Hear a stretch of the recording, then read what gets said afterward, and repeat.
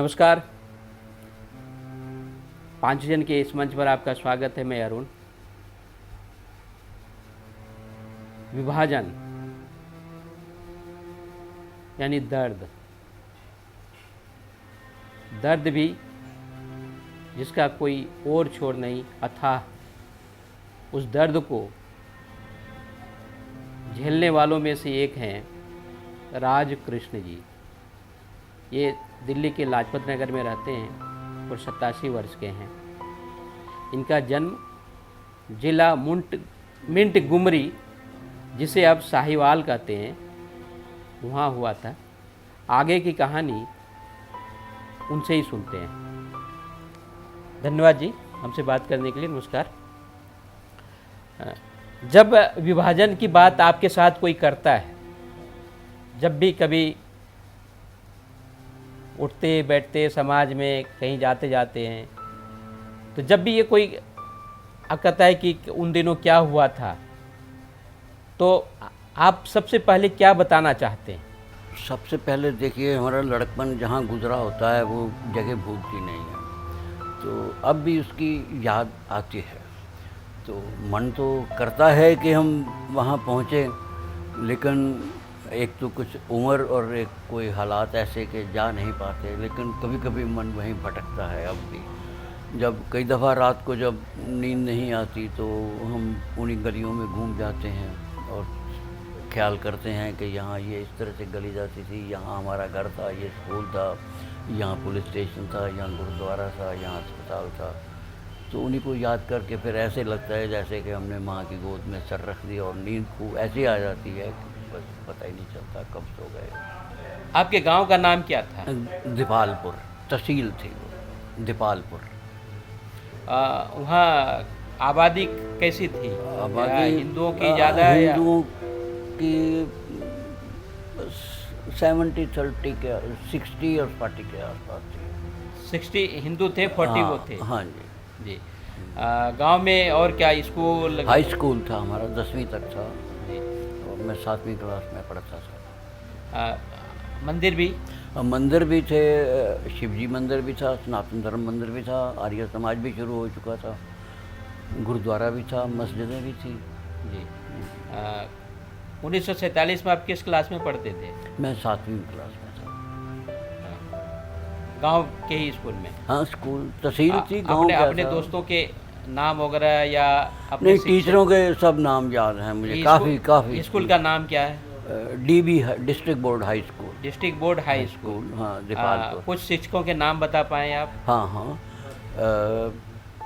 अता मोहम्मद इंग्लिश कराते थे हमें, मोहम्मद सदीक थे, इब्राहिम थे, हिदायतुल्लाह थे, चौधरी मुल्क राज थे, सुरजीत सिंह थे, ये टीचर। हेडमास्टर रामलाल खन्ना थे, इनके नाम तो याद है। और अपने कुछ सहपाठियों के नाम है? हाँ, सहपाठियों के तो कुछ खास, हाँ, अवतार सिंह थे, काले सिंह था, एक और था, रामलाल थे। इस तरह से कुछ हिंदू थे। मुसलमानों के तो ज़्यादा हमारा उनसे संपर्क उठना बैठना नहीं होता था, तो इसलिए उनके। जी जी जी। तो आप तो यानी जैसा आपने कहा कि जहाँ लड़कपन बीतता है वो कभी भूलते नहीं हैं। हाँ, तो उस जगह को आखिर छोड़ने की जब बात आई आपके तक, आप जैसे बच्चों तक आई, तो क्या, कैसा आपके मन में क्या विचार आया कि? देखिए, हालात ऐसे थे कि रह तो सकते ही नहीं थे, तो मजबूरी में छोड़ना ही था। सब जब इकट्ठे हो गए तो वहाँ के जो 2 दिन तो हम वहीं, एक किला नुमा एक जगह थी, नौघरा कहते थे, काफ़ी बड़ा था, हमारा हिस्टोरिकल प्लेस था। तो जब हिंदू वहाँ सब इकट्ठे हो गए तो रात को पहरा देते थे। 1-2 के पास लाइसेंस वो थी, बंदूकें भी थी। लेकिन हमारे तहसीलदार जो थे वो मुसलमान थे, लेकिन बड़े नेक दिल थे, और उन्होंने हमें आगाह किया कि आप लोग जो है ना, अब यहाँ रहना खतरे से खाली नहीं है, पीछे से काफिला आ रहा है, तो आप उनके साथ मिल जाइए। फिर हम सारे वहाँ, ये हिंदुओं का काफिला आ रहा था? हाँ। तो फिर हम सारे वहीं पहुँच गए, बाहर मेन रोड पर। ये किस वर्ष की बात है और महीने की? ये अगस्त की ही बात है, अगस्त 1947 हाँ, 47 की बात है। तो फिर सारे इकट्ठे हो गए, तो पीछे से काफिला आ रहा था, जिसका जिक्र जो है आप एक सीरियल बुनियाद बना था उसमें भी आया है, और उसका नाम भी वो उकाड़ा भी आया था। उकाड़ा की तरफ से काफ़िला आया और फिर हम उसके साथ ही शाम के वक्त उसके साथ ही हम मिल गए। तो फिर आगे उनके साथ में हिंदू मिलिट्री थी जो हमारी रक्षा करती थी, और काफ़िला बड़ा लंबा चौड़ा था, तो उसके साथ हम तो काफिला कहाँ पहुंचा? फाजिल का डिस्ट्रिक्ट फिरोजपुर में। जी, तो पैदल ही पहुंच गए आप? पैदल, उस वक्त कोई और जरिया ही नहीं था। तो कितने दिन में पहुंचे? 2 दिन लगे, 50-52 मील था, ज़्यादा नहीं था। 2 दिन में पहुंचे। एक रात तो हमें 4-5 मील के फासले पर ही पड़ गई थी, क्योंकि शाम को चले थे। तो रास्ते में कोई दिक्कत? देखा, तालाब, बारिशों के मौसम था और कई जगह तो लाशें तैरती हुई मिली हमें उसमें, पानी में, गड्ढों में। अब बारिश हुई तो मेरे पास साइकिल था, मैं तो उस सारा कीचड़ में ही धंस गया उसमें, और एक सरदार जी थे, उन्होंने मेरा साइकिल भी रख लिया और मुझे भी उठा लिया। साइकिल तो उन्होंने काबू कर लिया और मुझे फाजिलका में छोड़ दिया फिर। तो यानी धूप, बरसात, हाँ, हर तरह का दुख सुख सह के पहुँच गए हिंदुस्तान में। जी, आपके साथ कौन कौन लोग थे परिवार के? मेरे फादर थे, बड़े भाई थे और छोटे भाई थे, मदर थी मेरी, सिस्टर थी। पिताजी का क्या काम था उन दिनों? हमारे खेती बाड़ी थी, कोई बिजनेस नहीं था, खेती बाड़ी करते थे। ब्रदर मेरे बड़े लाहौर में नौकरी करते थे। वहाँ जब शुरुआत, तो एक हमारे शहर के और थे ओम प्रकाश बहल, वो भी वहीं नौकरी करते थे, कोई चूड़मल की कंपनी सी गुजरात वालों की। तो वो जब बाहर निकले, कर्फ्यू वगैरह लगा हुआ था, बाहर निकले तो उन्हें तो गोली लग गई। उन्होंने गोली मारी, मुसलमानों ने या मिलिट्री ने मारी, उनकी तो डेथ हो गई। और हमारे भाई साहब फिर जब हमारे शहर वापस आ गए पाकिस्तान, दिवालपुर, तो फिर हमारे पिताजी ने उन्हें वापस जाना ही नहीं दिया। घर कैसा था आपका? घर तो काफ़ी बड़ा था, अब डींग मारने वाली बात तो नहीं है, काफ़ी बड़ा। हाँ, तहसीलदार जो जिनका जिक्र किया वो भी हमारे किराएदार में रहते थे, अंदाज़ा लगा लीजिए। फिर फाजिलका के बाद कहाँ गए आप लोग? बस कोई, क्योंकि पिताजी कोई ना, तो उस वक्त तो टेक्निकल बातें होती ही नहीं थी, खेती बाड़ी थी, तो खेती बाड़ी तो वहीं रह गई। तो अब वो जगह जगह भटकते रहे। वहाँ 1-2 रिश्तेदार से थोड़ा उन्होंने सहारा दिया, कुछ वहाँ रहे। फिर घूमते घामते कभी करनाल आ गए, कभी पानीपत चले गए, जहाँ जिसने कहा कि हाँ भाई वहाँ चले जाओ। तो कुछ रिश्तेदार यूपी में पहुँच गए, फिरोज़ाबाद। तो फिर हमारे पिताजी वहीं पहुँच गए। उन्हें कहा गया यहाँ आ जाओ, रोज़गार है, काम है, छोटी मोटी दुकान खोल के। आपकी पढ़ाई लिखाई कहाँ हुई? मेरी तो दिल्ली में ही हुई है। अच्छा, यानी फिरोजाबाद के बाद आप लोग दिल्ली आ गए? फिरोज़ाबाद मैं तो 2 साल रहा। मैं तो फिर अपने बड़े भाई मेरे यहीं दिल्ली सेटल हो गए थे। मैं फिर उनके पास आ गया। पिताजी वहीं थे, उनकी वहीं डेथ हुई फिरोज़ाबाद में, और छोटा भाई भी वहीं है, बड़े भाई यहीं थे लाजपत नगर में, मैं उनके पास आ गया।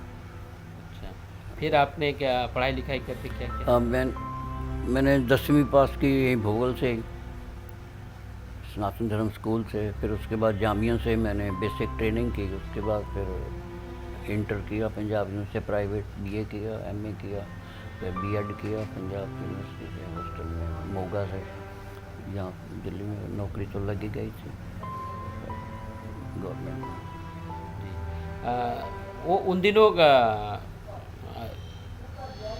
आरएसएस के स्वयंसेवक, आप कोई कभी संबंध हुआ?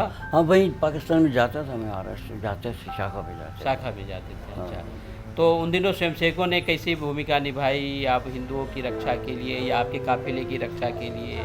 काफिला अपने रक्षा यूँ नहीं कर पाए कि हालात ऐसे नहीं थे, कुछ कर नहीं सकते थे। मिलिट्री हमारे साथ थी हिंदुओं की, वो काफिले के साथ साथ चलती थी, गश्त लगाती थी घोड़ों पे चढ़ के, दोनों इस तरफ भी और उस तरफ सड़क के दोनों तरफ, मेरे बीच में काफिला जा रहा। अच्छा, तो ये काफिले में रात में जो खाना पीना ये ऐसा कुछ? हाँ, बस जैसा मिल जाता था खा लेते थे। बैठ गए वहाँ, जहाँ से ईंटें इकट्ठी की, चूल्हा बनाया और जो थोड़ा बहुत आटा होगा वहीं गूंद डाल के रोटी बना के खा लो, और ऐसे ही चलता था। 2 दिन ऐसे ही गुजारे। अब परिवार में कौन कौन है? परिवार में मेरी 3 बेटियां हैं। तो आप राज कृष्ण जी को सुन रहे थे। 2 दिन लगातार पैदल चलकर भरी गर्मी, बरसात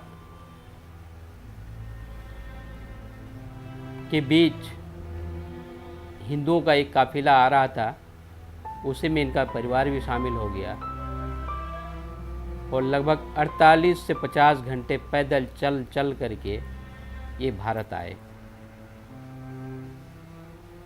आज भी जब उस घटना को याद करते हैं तो बहुत मायूस हो जाते हैं। राज जी कहते हैं कि फिर ऐसी कोई बात या ऐसी घटना न हो, ऐसी आशा है। धन्यवाद। बात करने के लिए बहुत बहुत धन्यवाद राजकेश जी। नमस्कार। नमस्कार। आप या आपके आसपास कोई ऐसा व्यक्ति है, कोई ऐसा परिवार है जिसने विभाजन का दंश झेला, उस पीड़ा को देखा, सहा, तो आप उसके अनुभवों को भी 5 जन्य के साथ साझा कर सकते हैं, जिसे हम इस श्रृंखला का हिस्सा बनाएंगे। आप हमें हमारे ईमेल आईडी vkv.5janya@gmail पर संपर्क कर सकते हैं, उसके बारे में जानकारी दे सकते हैं और अगर चाहें तो उनके वीडियो बनाकर इसी ईमेल आईडी पर भेज सकते हैं। ईमेल आईडी एक बार फिर देखिए, vkv.5janya@gmail.com।